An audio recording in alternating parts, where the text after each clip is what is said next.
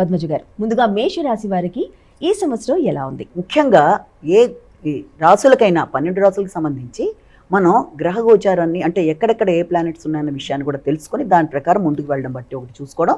రెండోది, ఈ గోచార ఫలితాలు అనేవి వ్యక్తిగతంగా తీసుకుంటున్నప్పుడు జన్మ జాతకంతో కలిపి చూసుకుంటూ ముందుకు వెళ్తున్నట్లయితే అది మంచి ఫలితాలు ఇంకా ఇవ్వడానికి అవకాశం అనేది ఉంటుంది.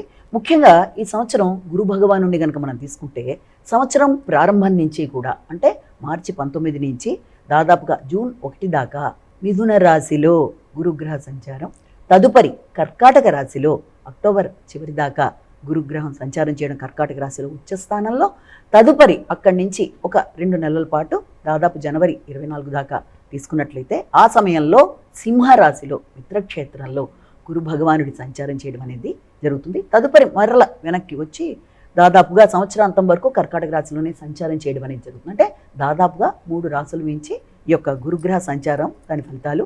అదేవిధంగా శని భగవానుడిని కూడా మనం తీసుకున్నట్లయితే శని భగవానుడు సంవత్సరం అంతా కూడా మీన రాశిలో ఆయన సంచారం అనేది ఉండడం అనేది జరుగుతుంది. రాహుకేతువుల్ని కనుక తీసుకున్నట్లయితే రాహుకేతువులు సంవత్సరం ప్రారంభం నుంచి దాదాపుగా మనకి డిసెంబర్ దాకా ఉండే సమయంలో ఇద్దరూ కూడా మనకి కుంభంలోనూ అదేవిధంగా ఈ యొక్క సింహరాశిలోనూ సంచారం చేస్తారు.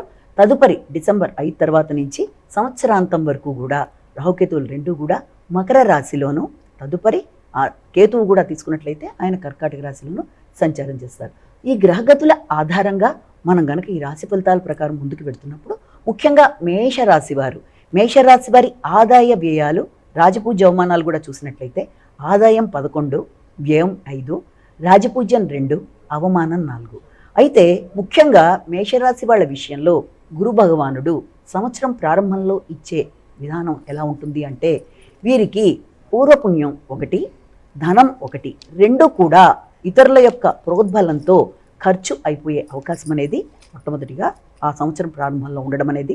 అదేవిధంగా విద్యార్థులు విద్యకి సంబంధించిన అంశాల మీద దృష్టిని కేటాయించుకుంటూ ఆ రకమైన లేజినెస్ లాంటివి లేకుండా అంటే బద్ధకాన్ని అవాయిడ్ చేసుకుంటూ ముందుకు వెళ్ళడం, ఒక ప్రణాళికని ఏర్పరచుకొని ప్రణాళికాపరంగా ముందుకు వెళ్తున్న సందర్భంలో దేనికి కూడా డీవియేషన్స్ లేకుండా తగిన జాగ్రత్తలతో ముందుకు వెళ్ళడానికి ప్రయత్నాలు లాంటివి చేయాలి. ఆకస్మిక ఖర్చులు అధికంగా ఉన్నప్పటికీ కూడా అవి మంచి విషయాల మీద అంటే అది సద్వినియోగపడే విధంగా గృహాల యొక్క నిర్మాణంలో కానీ స్థిరాస్తులు పెంపొందించుకునే విధానంలో కానీ దాన్ని ఉపయోగించుకుంటూ ముందుకు వెళ్ళడానికి అవకాశం ఉంది. మిగిలిన విషయాల్లో శని భగవానుడిని కూడా తీసుకుంటే ముఖ్యంగా వీరికి ఏలినాటి శని యొక్క ప్రభావం అనేది ఉండడం బట్టి ముఖ్యమైన విషయాలలో అననుకూలత భావనలు కానీ అనవసరమైన ఖర్చులు కానీ ఇబ్బంది పెట్టి మోసం చేసే వ్యక్తులు తారసపడటం కానీ అనవసరమైన ఖర్చులు వీటి వల్ల మానసికంగా కొంత ఘర్షణాత్మకమైన వైఖరి అనేది ఏర్పడడం కానీ మొదలైన వాటికి అవకాశం ఉంది. ముఖ్యంగా రాహుకేతుల యొక్క గోచారాన్ని మనం తీసుకున్నట్లయితే డిసెంబర్ దాకా జరిగే సమయంలో రావాల్సిన లాభాలు వీళ్ళు అందుకోగలిగినా అవి సద్వినియోగపరుచుకునే దిశగా వీళ్ళు ప్రయత్నాలు చేయాలి.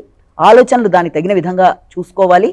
అనవసరమైన వాటిలో పెట్టుబడులు పెట్టకుండా తగిన జాగ్రత్తలతో ముందుకు వెళ్ళాలి. డిసెంబర్ తర్వాత నుంచి వచ్చే ఈ యొక్క రాహుకేతుల వల్ల వృత్తి చేసే ప్రదేశాలలో కొంత ఇబ్బందికరమైన వాతావరణం కావచ్చు, లేకపోతే స్థాన చలనాలకి అవకాశం లాంటిది, ఇష్టం లేని వ్యక్తుల జోక్యం వల్ల కొంత ఘర్షణలకి అవకాశం అనేది వృత్తి చేసే ప్రదేశాల్లో ఉన్నా కూడా వీలైనంత వరకు దాన్ని సమర్థవంతంగా చేసుకుంటూ ముందుకు వెళ్ళడానికి ప్రయత్నాలు లాంటివి చేయాలి. మొత్తం మీద ఈ రాశి వారి యొక్క పరిహారాల్లో మనం తీసుకున్నట్లయితే ఏలినాటి శని ప్రభావం వల్ల ఆల్రెడీ చేస్తున్న పరిహారాలు ఉన్నప్పటికీ వీరైతే శని భగవానుడికి సంబంధించిన ఏదైనా శ్లోకాలు కానీ లేకపోతే ఏదైనా హనుమాన్ చాలీసా లాంటిది చేసుకోవడం కానీ ఇవి మంచి ఫలితాలను ఇస్తాయి.